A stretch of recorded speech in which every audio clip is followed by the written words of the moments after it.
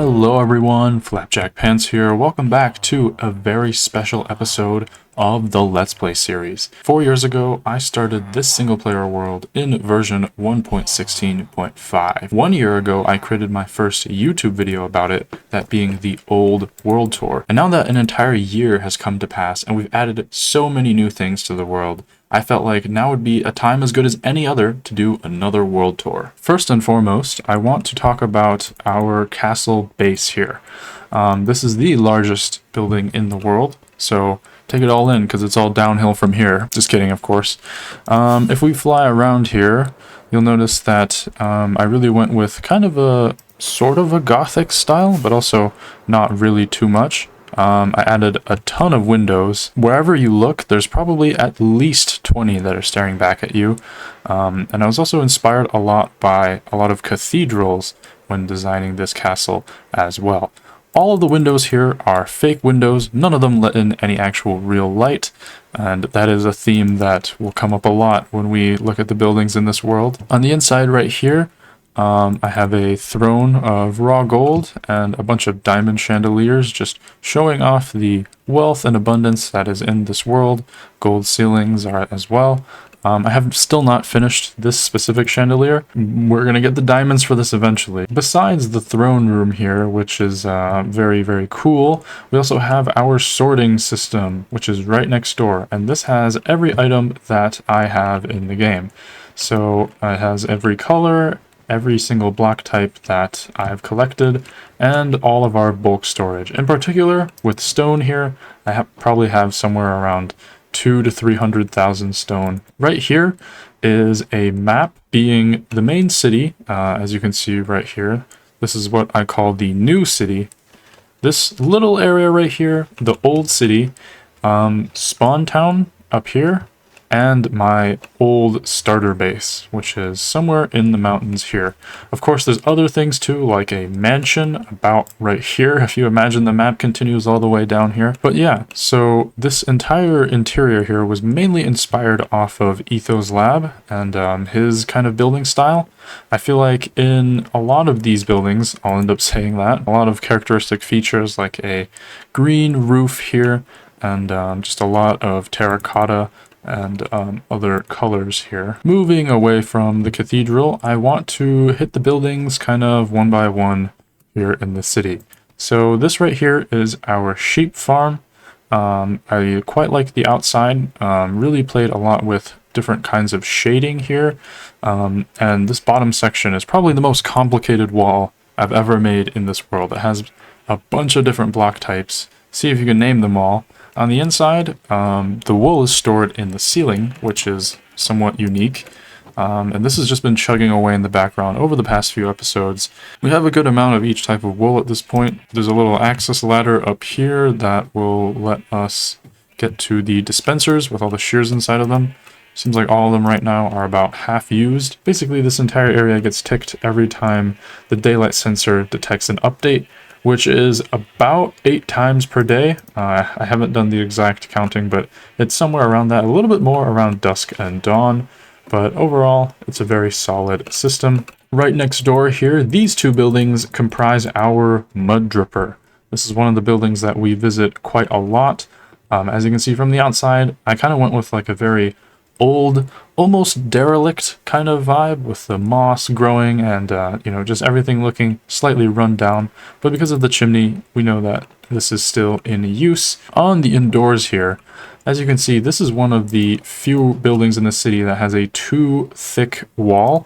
I've been doing that a lot more with my newer builds, but some of my older ones don't actually have that. And so right here is where I input dirt that gets converted into mud, that gets dried here into clay, and then I can burn up into terracotta. If we just head up this little access ladder, we get to the silo where all the clay will get pushed out, and then you can take a shovel and dig it all up. Not too much to be said about any of these areas here. I have a shulker box with just some ready-made dirt. Oh, and one more thing, I'm using copper here on the platforms holding all the dripstone because this can actually be used as a copper aging station as well, and the oxidized copper just makes it slightly faster. Just small details like that, and having this stair of water here, which can allow it to convert concrete. If we come over here to this building, this is my kelp farm. And it's not running right now, but usually I'll have this going. Basically what happens is this big beefy machine here in the back will push kelp that gets then deposited into all of these barrels. And as you can see right now, the system is a little bit backed up, so I will just demonstrate what it's like to use this. So basically we take a bunch of kelp blocks, put it in here, and then the kelp will get dried and deposited here. And then we can take all of this and craft this up into even more blocks. Roughly each time we can double the amount of kelp that we spend, plus a little bit. So this is not the most efficient system, but it's provided me, as you can tell, with a good amount of dried kelp. Now, if we just exit out here, this right here is my hotel building. So as you can see, there's kind of a dividing line between the mud dripper and these kinds of buildings in the amount of shading and detail I put in the newer buildings here. These are all somewhat older, but I think they all have their own unique charm. The hotel here, on the inside, you can kind of tell that I was playing a lot with lighting. If I just turn on my mini HUD mod, you can see that a lot of the light levels here are as low as 2 or I think even 1 in some places. So it's all candle lit just to add that, you know, romantic or even a little bit spooky vibe. This storage system right here is for all of the sugarcane that's coming through. If we head up these stairs here, this right here is the entire farm right here, just for us to see. As you can see, it's a very simple design. There's not very much to it, but this has been providing most of my sugarcane for the past while now. Because it's also a hotel, there's these rooms right here that are a little bit small, but I think they're all really cozy. These were inspired off of actual hotel rooms that I saw while I was in France.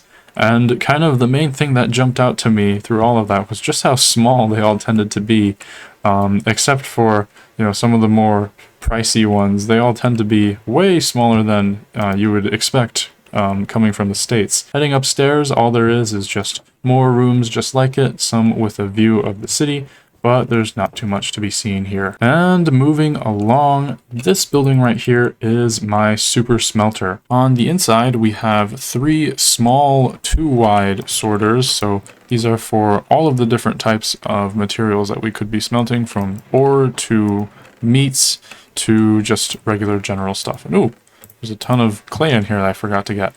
And looking to the left here, as you can see, we have a gigantic setup here. This is 44 furnaces. This is a Ilmango design that I basically copied into the world. However, due to the way that I crashed one time, the chunk borders got all kind of messed up here, and so the redstone sometimes doesn't transfer properly.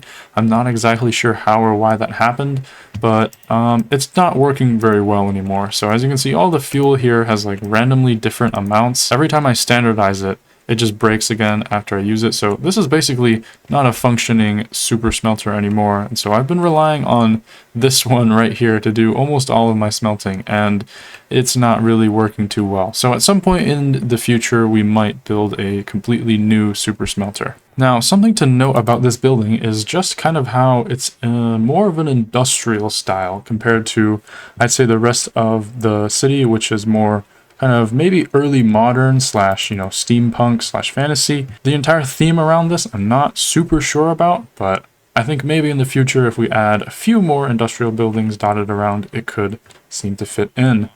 This yellow terracotta building right here is probably the building I visit the most in the city, other than the storage room. So, pumpkin pusher still on. This right here is my pumpkin and melon farm. So as you can see, all of them get dropped off here, and I have a bunch of villagers inside the walls to trade with. This is where I get all of my emeralds in this world. And right here, there's a good view of the entire mechanism. This is an Ilmango design, once again. In the past, I used to basically copy people's designs a lot more, but I don't really do that too much anymore. However, in a lot of these older buildings, we'll definitely see that. Another thing that's right here is the pumpkin pusher. So if I flick this lever, as you can see, this piston will start to be ticked. And so if we take these shears and put some pumpkins in our offhand, aim at this block, and turn on an auto clicker, which I have a macro for on my mouse, we can shear these pumpkins really quickly. And this is always super fun to use. As you can see though, the main thing that seems to get produced with this entire setup is just crazy amounts of pumpkin seeds. I don't know if we'll ever use this many pumpkin seeds, but I guess it's good to have on hand. Moving over to this building, this is my stone generator. So if we just pop in here, you can see there's kind of 3 modes here. There's stone mode, basalt mode, and then just regularly it'll be cobblestone mode. And I use basalt mode the most frequently because I have a ton of stone and cobblestone from mining. I've never really had to use this farm just for that. And so on basalt mode, you can see basically the basalt is getting picked up by hopper minecarts, and there is a little bit of loss to the farm, but it's not too bad. And so all of the items that are harvested will end up in these chests right here. Fun fact about this farm, on the inside here, you can see it's all quartz, but at one point I actually used spruce wood. Now, you can imagine that a farm involving crazy amounts of lava and a bunch of wood wouldn't bode well, but I didn't realize that until the entire building nearly burned down. I stopped it just before it spread to the other buildings in the area, and that would have been really devastating. Over here, there's 2 extra inputs here for pickaxes and here for food. Just in case I need to AFK here for a really extended period of time, I can stock all of this up, and it'll dispense into my inventory up through this water column here. I've never actually had to use these though, because just standing here with my regular netherite pickaxe has never gotten me low enough to actually require either of these. And moving right along to this building, this is inspired off of the Mojang Creative Building Guide. This is how they recommend you build a single player house, and so I thought that was pretty funny and pretty cool, and it's definitely got a certain nostalgic flair to it that I really enjoy. And so if we head inside here, you can see I've kind of done my own thing with the interior. I didn't follow their handbook there, but this was my old storage system. Before we moved into the castle, in the new city, we were based out of this storage system. And so it's basically a ghost town now. Up here, there is an enchanting system and, of course, a skylight. Right here in the middle, this is actually an elevator that goes down to our mines. And this was just recently fixed a few episodes ago. Right here is our access to the Nether. You would think that you wouldn't want to put a wooden door next to a portal that spawns, undead mobs.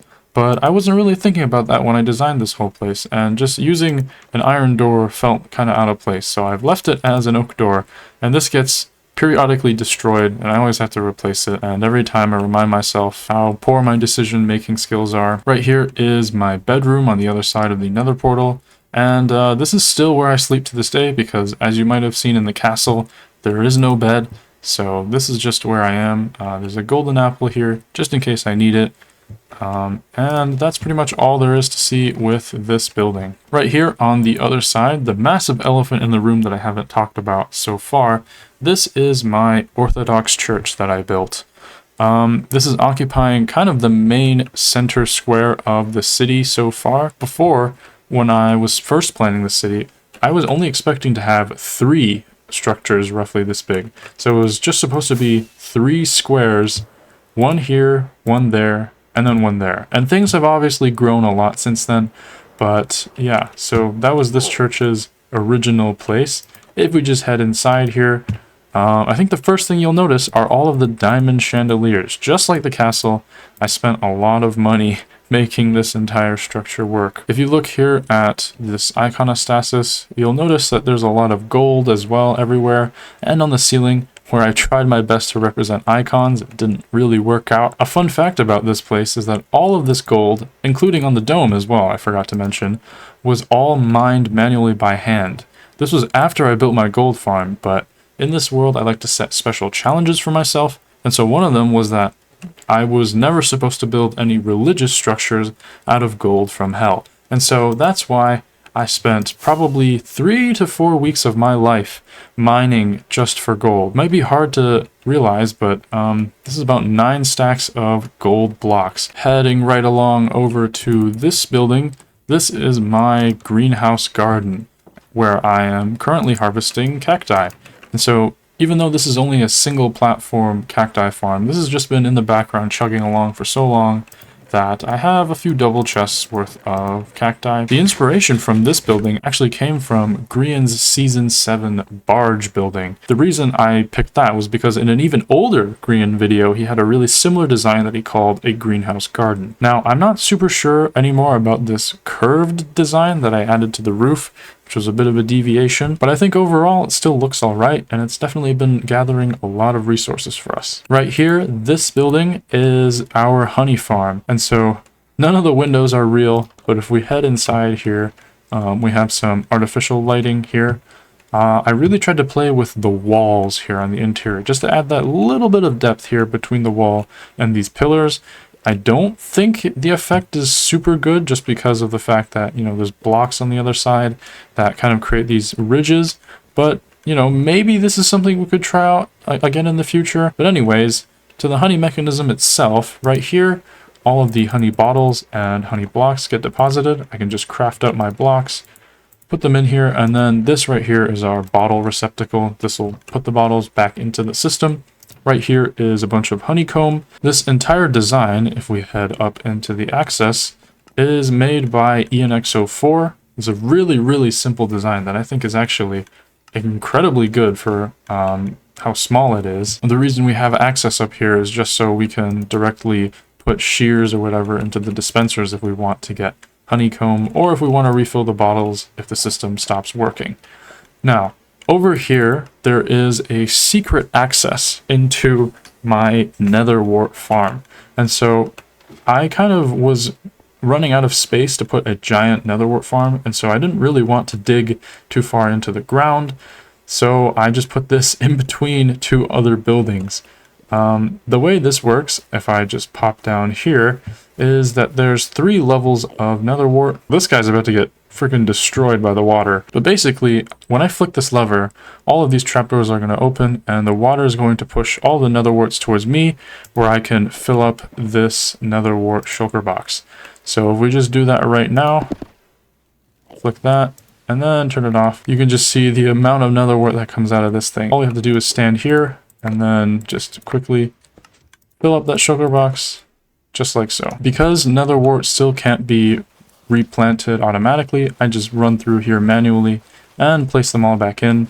But this is always a super fun process. I always really like running this farm, so I never really mind. Through running this farm, I actually have 9 shulker boxes full of nether wart. So this is a very productive system. This is probably more nether wart than I'll ever need. So once we're done, we can just drop everything off and then hop back into this nether vine here and climb all the way back up. Now, if we head this way instead of where we came from there, this right here is our bamboo farm. So it's a very simple interior here. Just for reference, this is the building we were in. We kind of zigzagged through, and we'll zigzag through again along this way. The storage system right here is just for the bamboo that we can craft up into blocks of bamboo or sticks and trade with all of these Fletchers here.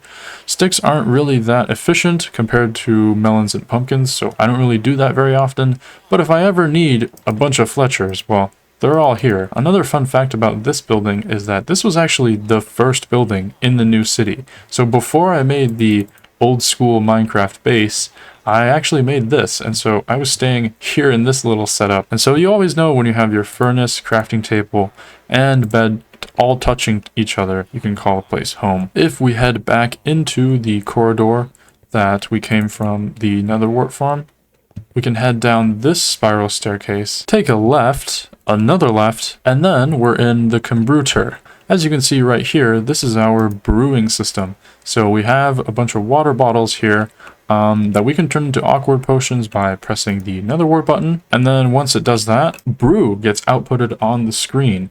And so this was a really fun, really cool system that I came up with to semi-automatically make potions. There's vegetation on the ceiling, creates a nice homely vibe to everything. And oh, our brew sign is off, and so we must be done here with our brew. There's a bunch of barrels here that I've made because this is just under our bar building. If we climb up this ladder, we end up in the bar. So once again, for reference, On the outside, that's this building. So just a fun fact about the interior here, even though it looks very simplistic, there's actually a story behind it. About 7 to 8 years ago, I used to play a Roblox game called Welcome to Bloxburg. And in that game, I created a Taco Bell store. And so this entire layout is just completely inspired by that. This is something pretty funny that I ported over to this world. The next building over right here is our villager breeder. Right here, if we just press this button, a minecart will come through and pick up one of the villagers. As you can see right now, I've turned the breeder off, but if we just head through this glass here, this is a logical Geek Boy design. Basically, these villagers will just be farming all of the potatoes, and then whenever they get enough, they'll breed, and then the child will run through towards this trapdoor here because they're attracted to the beds, and then they'll end up in the system with the rest of the villagers. One edit that I made to the system is I added an extra little redstone line, if you can see all the way to the right on my F5, where all of the villagers are standing on a weighted pressure plate, and so once there's 20 of them, the system will automatically shut itself off. That prevents any crazy entity cramming and kind of limits the amount of villagers here to an amount that wouldn't cause my computer to completely explode. Upstairs here, there's just a little reading room.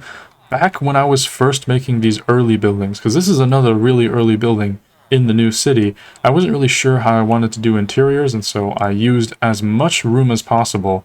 And sometimes you ended up with empty rooms like this that don't really have much going for them, but I just threw together. The floor here is a really old school Minecraft building trick, probably from the betas. And so in a lot of these early buildings in the city, you'll see a lot of old school Minecraft inspiration. This building right here is one of the more important buildings as well, because this is where I have my library. Right here, there's a bunch of librarians. There used to be 3 in here as well, but they were all shot by pillagers, and so there's only one left. He is the Silk Touch one though, so the most important one survived. This is where I get all my enchanted books, and a good amount of my glass as well. If we just head up these stairs, on the very last layer in the attic, hello guys. This is where everyone is, and I have every single enchantment in the game. Another thing that I would like to point out is that I never actually cured these villagers using zombie villagers, because I always felt like that was a little bit cheaty, being able to get every book in the game for 1 emerald. So I just left all of them at their original prices, and that's why we have things like 64 emerald efficiency 5. Safe to say, I don't visit this guy that often. That's why I spend so much time gathering up emeralds in the pumpkin and melon farm. Another interesting thing about this entire library is that I left a lot of shelves here that I can actually interact with. And so in some of these books, I have some of the old material lists for projects here. Like this is for the kelp farm, for example, and we just put that back. This is for, oh yeah, the restaurant building that we're going to get into right about now. So if we move over here, this is my so-called restaurant. This is actually my least favorite building in the city just because it's not super good looking, but yeah, we wait to be seated and then we can go upstairs where all the tables are. There's a little bakery here with pumpkin pie cookies and so forth. Unfortunately, this guy is a fisherman, so it's not functional, but in the kitchen here, this is where the magic happens, because this is a cocoa bean farm. I don't have any cocoa beans in here right now by the looks of things, but basically I have them planted all against these jungle logs, and then when we needed to harvest, we push this button, and then they all get pushed and broken, and then I go through and plant them again. In the recent episodes, I've converted the back wall here into a vine farm, and so, you know those like short videos from 2016? Yep, this right here is where they're made. We have a pretty basic storage system here with all of our cocoa beans. Unfortunately, I way overestimated the amount of cocoa beans I would be farming, because that's the only chest that has anything in it. All of these other ones are redundant. Going upstairs, we have a bunch of the tables I was talking about earlier, because this is supposedly a restaurant. And from here, this is actually a pretty cozy vibe, and it looks actually pretty decent, but from the ground level, not too much. Right here, this is the only jukebox in my world, and with a bunch of discs here that I got from a setup we'll be talking about later. If you get anything out of this video, it should be that I spent at least 1 diamond in the right place. This building right here just has more tables. I tried to add a little bit to the depth of everything with this part of the building, but from street level, the truth is you just can't even see it. You have to go really far back to even appreciate that. And so I think that's kind of what really contributes to this building not looking the best. And, you know, in the near future, we might remodel this place. If we look over here, these two buildings are all part of the same complex, and that is my tree farm. So let's just talk about this one first. This is probably one of the more proud designs I have for a building.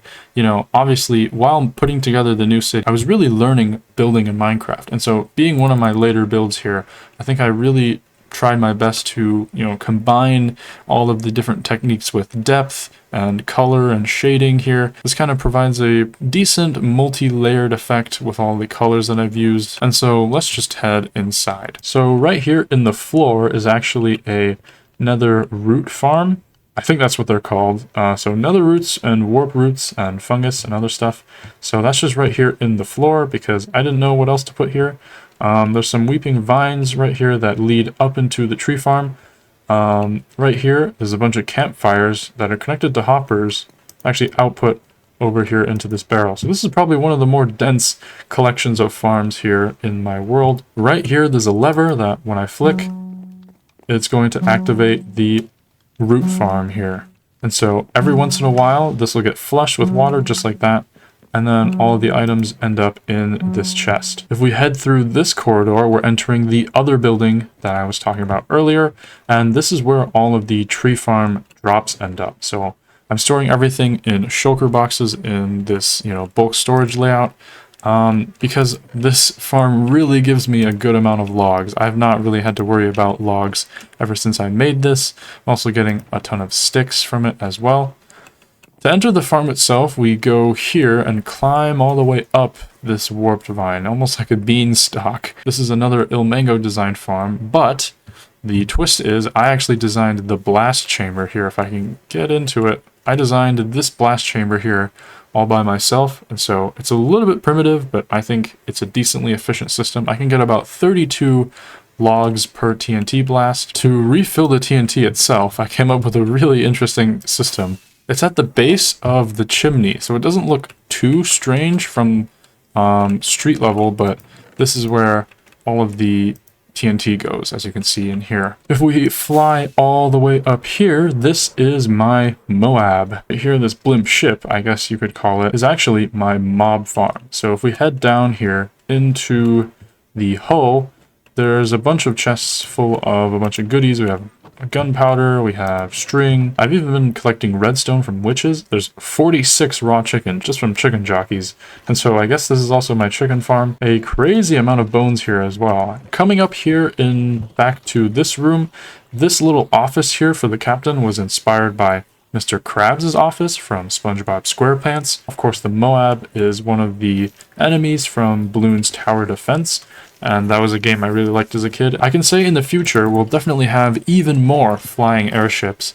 We could have the ZOMG and the BFB here as well. Maybe even a few DDTs darting around in the distance. Right here, I have kind of a hybrid system for killing the mobs. So there's the soul campfires, which does more damage, but then there's also the wither roses, which kills witches faster.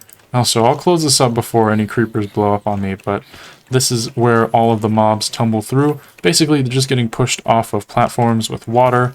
Pretty standard mob farm design. Right here, though, this is actually something pretty interesting. If you shoot these target blocks with an arrow, they'll all dispense a bunch of bone meal here into this vine, and it'll shoot down all the way into the ground. And so, I don't know if I can use an ender pearl, but yep, that did it right there. And so, basically, I think that goes all the way down into the channel.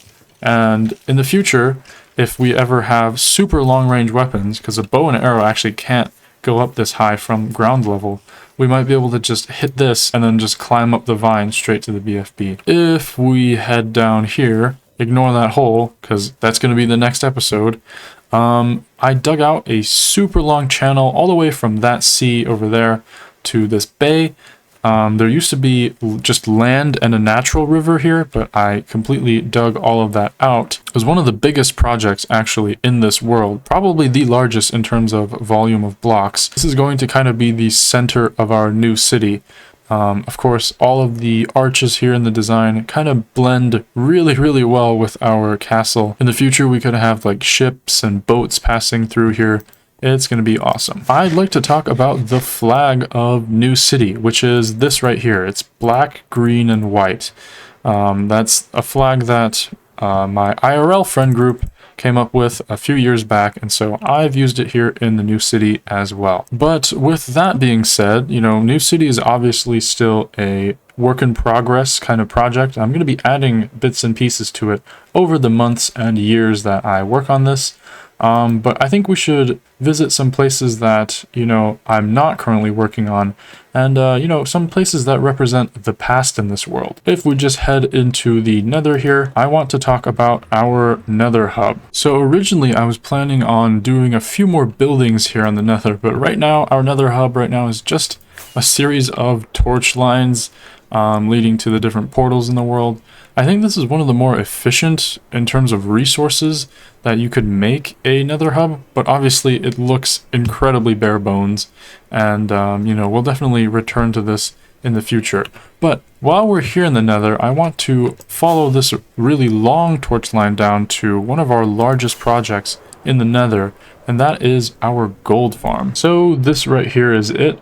I was inspired a lot by Doom with the entire design of this tower and all of the chains holding it down. The base here is also a Sumerian ziggurat, and then all of these pillars here have a bunch of letters in Hebrew. On the top of everything, this kind of swirl pattern is actually the glass that makes this farm more efficient with pack spawning.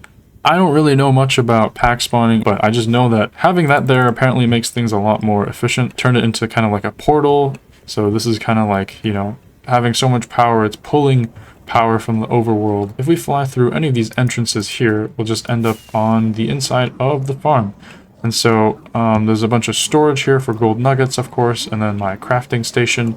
I have, I think, a total of 46 pigmen in both of these chambers combined that produce all of our piglin bartering drops, which get pushed through a redstone system I designed over here to all of these bulk storage units, where we're gathering just a crazy amount of all of these really, really valuable items, especially quartz and blackstone, which is a building resource I use a lot of, gravel as well. Now, I'm going to need to fill up my inventory for this because things get really messy up here, but this is where I actually go to farm the pigmen.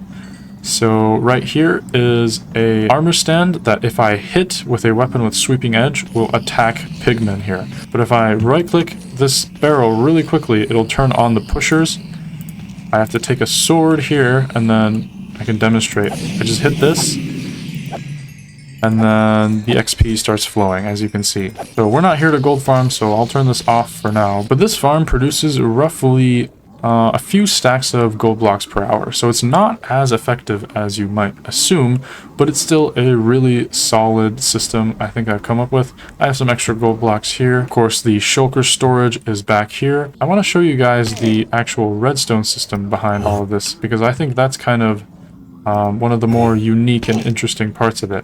So basically I have this entire system pushers that are timed perfectly so that they'll push the items through this entire sorter, all without the use of any water whatsoever, because of course we're in the Nether. Every single block that you see here is very carefully decided and placed. And so this was probably one of the more advanced redstone projects that I did at the time I made this. I think it still holds up to this day. Alright, now heading back from the gold farm, I want to show you guys the old city. If we just head through this portal right here, the center of our Nether hub, we'll end up in my starter base. And so here it is. As you can see, I made it look like the Nether is kind of spilling out into the base here. But this is it right here, this little setup in the mountains. Basically, all I had was some smelting and storage, and then of course also cows and sheep. Before I moved to the new city in the old school style house, I had all of my storage right here, as you can see, kind of like this, but with 3 layers. I've left over some items that I'd like to talk about though.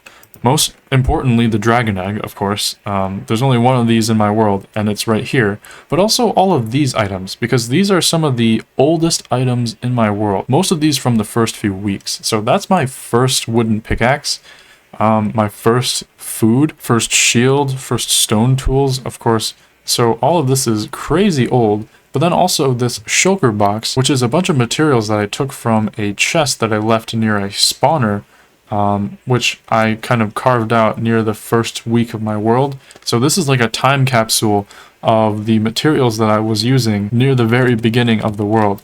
If I ever go and decide to make a museum in my new city any day, which I probably will, definitely all of these items are going to be featured. Right here is my first mine that I created, and so the minecart isn't up here. You can see I didn't actually use this too much, but this is where I got my first diamonds. You know, there's not that much to be said.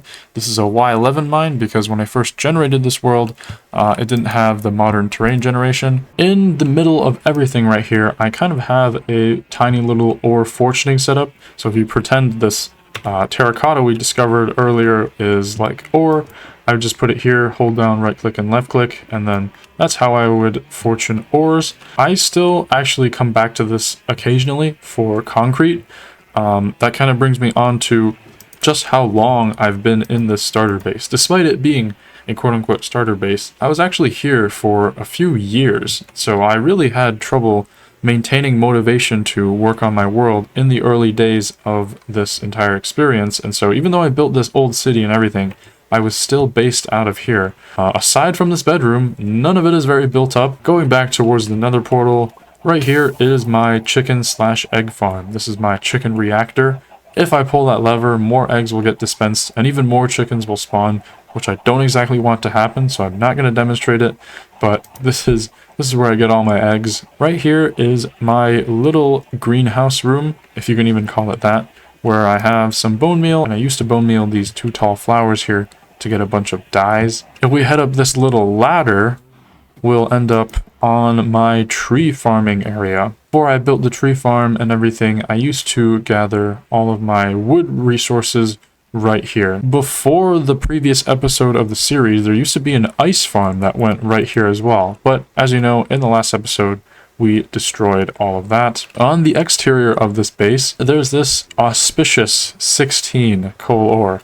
I was fortuning coal ores outside a really long time ago, and I just decided to stop here when I had this little pillar of ore. I just felt like something was special about this ore. If we ever come back to this area, you know, this is definitely staying, and you know, I might build some kind of religious monument around it. Right here, there's the ruin of a building. I wanted to have more of these ruins scattered around, but I ended up just doing one. There's a bunch of paths around this central plain here that lead mainly to the old city itself. So this is actually the city part of it. So this is the same Ilmango pumpkin and melon farm as in my new city, but just with a much larger storage system. This right here is my villager breeder, where I got all of my villagers up. All of these, as you can see right here, are booths for different trades. The blue ones here represent farmers. Red is librarians, and then yellow, this is the only yellow one, is for clerics. So this is kind of where it all got started. The villagers will end up here, and then if you flick this lever, minecart pops out. And this is actually the exact same design as in the new city. Right here is the output for the farm. This used to be a potato and carrot based system, but at some point the villagers in there got a bunch of beetroots, and then now it's only beetroots. I don't even think it works anymore. Stalls got struck by lightning quite a bit. That was a frequent problem because this was before, you know, lightning rods got added to the game. So there's a lot of these are just populated by witches at this point. My masonry area, which you can see right here, just completely burned down. And so I had to hide the masons in the ground, and they're still there. Even though I think I moved some of them to the new city. This rather bizarre looking building is my mob farm. It uses pretty much the same principles as my blimp. So if I just fly up here, you can see in there's a bunch of spawning platforms that'll get flushed by water. This is a Nembon design. I'd AFK all the way at the top there, and then all the mobs would fall down. This right here is my cactus farm. Surprisingly, actually far bigger and far more efficient than my new city design. This even uses a bulk storage setup in here. As you can see, there's an entire shulker box of cacti. And I haven't even been here that often, so this is really way faster than my new city setup. One thing that you might notice about this entire area is that I just kind of molded first and foremost, the natural terrain, but also these farm designs that I was not coming up with by myself into these strange, almost building-like structures. I really didn't know how to build very well when I was making this entire area, so you can really see the growth in me as a Minecraft player from this kind of stuff all the way to there. Moving on from the old city, we can talk about Spawn Town right here, because it hosts one of the most important farms in my entire world, the iron farm. This right here is the storage system. There's a little bit of iron left. I'm not sure this works anymore in the newer versions of the game, but as you can see, I kind of went with like a Soviet brutalism inspired theme to everything. Of course, there's a lot of red flags and such. If I ever come back to this area, I don't know if that's what we'll be sticking to, because this is not exactly the greatest looking thing in the world, and it's no longer functional either. So we might need to remake an iron farm in the new city. Right here is our small cactus setup that I actually used to get the cactus to make the old city cactus farm, and then I took the cactus from there to make the new city cactus farm. And so that's kind of the origin of the cacti. Similarly, the villagers went through a similar process too. All the villagers in the world came from this village before being bred up in the old city and then taken to the new city. There's nothing left in these buildings. All of these are completely shut. I think these were the planks that I stood on at the very beginning of the world when I killed an iron golem to get my first iron. But, you know, this is all still here, completely untouched. If I ever come back to this area to build, we can definitely renovate the entire place up. If we head just a little bit further south, past this small hill right here, this plains area is actually world spawn. And so despite the new terrain being right behind it, I actually never ventured past world spawn. I think it's like right there. I built a path over to it. This right here is a disc farming setup. As you can see, there's a skeleton behind this lava that shoots a bunch of flaming arrows. Basically, whoa! Basically, at night, we can lure a bunch of creepers into this pit, put a TNT here, and then the flaming arrow from the skeleton will ignite the TNT and get us an absolute ton of music discs. And so I use this setup to get like shulker boxes and shulker boxes of music discs. If we fly further this way, there was the spawner I was talking about earlier that I used at the very early part of this game. If we fly over here past where the starter base is, I set up this primitive beacon. The mobs will trickle in from here, we kill them, and then their drops go into the storage system here. As you can see by the shulker boxes though, I was actually here pretty late into the game. And so earlier in my survival world, I really hated the idea of taking anything down. So I never really made any starter farms. I'd always try to go right into the big stuff. And so when I didn't have a huge, really efficient XP farm like the one I have in the Nether with the gold farm, I would just use this for the longest time. Now, if we head over here to this river, you might have noticed that I was growing a lot of crops here, and that's because this was actually my main food source before I got the cows in the starter base. If I get a boat, I can show you my Grand Southern Canal. So obviously inspired by the Southern Canal on 2B2T with the same name, I linked together a bunch of smaller rivers to create an entire interconnected network here that I used to travel to the south and gather sand in the early days of this world. The canal has several destinations. First and foremost, the old city, but then if we continue further along, there's this path right here that'll lead you to the ocean and the new city, and then we can go all the way south to the mansion project. One of the biggest advantages of the canal is that you actually can't get hit by mobs even at night. So I dug out a lot of these tunnels too in the sides of mountains.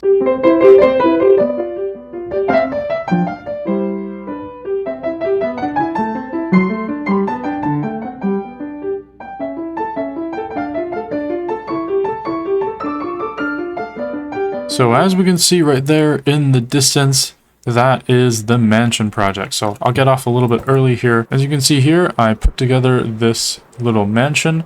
This is not my own design. I cannot find the original creators anymore, but this exterior here was not made by me. I was not good at building when this was made. The interior, though, actually was. So if we just come in here, you can see I made a little dining hall. There's like a kitchen. There's even like, if we head over here, I think there's also a living room. Yeah, there's like a living room here around a fireplace.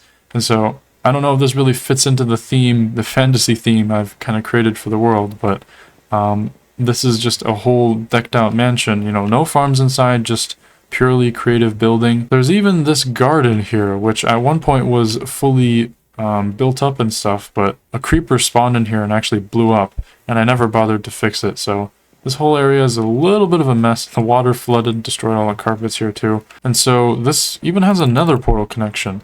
The reason that I made this was because I was planning on having all of my agricultural farms center around this area, but I never got around to finishing that project. This is definitely one of the projects that I really want to finish up though, and so I even made little secret redstone entrances for these stairwells here. Now, the only part of the entire super agricultural plan that I had was this path that I actually dug all the way here to the river. This is connected to the Grand Canal, and I was going to have these paths extend from every single one of these stair entrances, but I never really got around to it. If we just head back inside and go to that nether portal I was talking about earlier, we can see what I have in the end. So our end portal is right here. As you can see, this is slightly different from the other ones because it has an old chunk loader design on it. And the reason we have this will become clear in just a second. So this is my end portal room. As you can see, I really decorated it around the end itself. I made like these mock towers and everything. This is all black concrete. If we just come down here, as you can see, I have a sand duper setup. And so the reason I've made anything like this is just because there's no way to get sand renewably in the game. The only way to get any sand is to completely destroy deserts, which, you know, given the scale of my world, is not really something I want to be doing. So I'll actually just set up this entire thing to show you what it's like when it's actually generating the sand. Basically, we just flick both of these levers, and one of those turns on the chunk loader I was talking about earlier so that the sand can actually be continuously dispensed into the end. So we just pop right through here. As you can see, I have a system right here to pick up the sand. Once the game loads in, yep, there it goes. And so this is my end. As you can see, classic chandelier there once again. If we just head down, this is where all of the sand is stored. And so I used to have an absolute ton of it just sitting in storage. Actually, I still do. So I ran this for a good amount in the past, and I haven't needed to gather any sand since then. But then this also additionally operates as an obsidian farm. So before I had the bartering farm, what I do to get obsidian is I just keep mining at the platform, and then roughly every time you mine an obsidian block, the platform regenerates because of the sand going through. So it's actually timed very well for that. If we just enter this gateway portal right here, which I have only a tiny bit of infrastructure for, this right here is my Enderman farm. And due to 1.19, I think aggro mechanics no longer exactly working, the only way that I can get Endermen through here is by actually looking at them. So I have a hole dug here into the stairwell, where as you can see, I'm managing to aggro some of them. And then basically, whoa, they used to not be able to do that, but I guess they can now. So basically, I'd kill them, and then the ender pearls would go through and into these shulker boxes, and so that's how I got all of my ender pearls that I use in my world. Right here as well is also my endstone quarry. I was originally going to spend a ton of time to dig all of this out so I could have a perfect spawning platform for all of the endermen, but then I just realized how profusely pointless that is when I learned you could just block enderman spawns with light. And so I didn't know that before, and now I do. Over there is my shulker farm in the distance. I haven't gotten all 20 gateway portals. That might be a fun objective for us to do at some point, But basically, flying right now is good enough for me, and it's definitely very easy with the Distant Horizons mod, so I've just been doing that. So basically, this is a Raiseworks farm design. I took a bunch of shulkers from this end city and just transported them right here into this big water cube. If I just land right here, as you can tell, there was a good amount of shulker shells. I think I took all of them. This was one of the trickier farms to build in this world, because obviously transporting the shulkers into here was not an easy task. Laying everything out on top of like a live mob being inside, you know, including snow golems there, as you can see in this setup, it was just all really a massive hassle. But it's definitely really rewarding. It's one of the greatest farms you can build in your world. If we fly all the way here into the distance, we'll actually get to an area I forgot to show off in the first world tour, but I have my Wither Rose farm. As you can see, that structure right there. This is actually one of the most dangerous areas in my world because it has a live wither inside of it. So we'll probably see the boss bar pop up as soon as we get into chunks. Yep, there it is. If I just stand here, I think we'll be able to see the Endermen, and then they go and then funnel themselves into that little pusher right there where they are killed by the wither. So if we just head down here, see how this works. So before I got so rudely interrupted, I was saying how there is a platform here with a chicken that's diverting all of the wither shots, and the rest of them are going to kill the Enderman. This is another farm design by Raiseworks, but I have a bulk storage system right here. I don't really know why I went with bulk storage, because this is one of those things that doesn't fill up that quickly. I think if I stay down here for too long, there's a risk of everything breaking. So I'm gonna get out of here as soon as possible. Now that I have a shulker farm, there's really not much reason to set up the infrastructure in the end, because previously the only reason people would set up end infrastructure is to go shulker raiding, but now that that's not really a thing anymore, I just really never felt like building out my end. And I haven't really touched this dimension at all since then, and so, you know, if they ever add an end update or a crazy amount of content, I might reset a lot of my chunks in the outer end and then just come back to it completely fresh and, you know, really build up infrastructure. So let's just pop back into the overworld, because for the most part, that concludes today's episode. If you liked today's world tour, then be sure to like and subscribe. I have been Flapjack Pants. Goodbye.